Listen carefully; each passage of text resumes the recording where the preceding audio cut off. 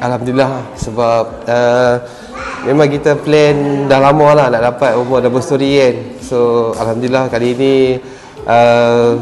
dapat beli kan, dengan harga yang berpatutan lah. Terbaik dengan Oriental, terbaik sebab dia punya follow up. Saya check dengan staff kat sini, cepat feedback. Itu yang rasa macam excellent lah. Excellent lah, awesome dekat Oriental ni. Daripada media sosial. Sebelum ni ada kawan-kawan beritahu, dan check dekat media sosial.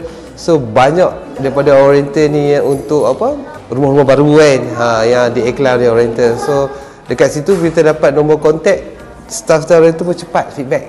Memang itu excellent lah daripada Oriental.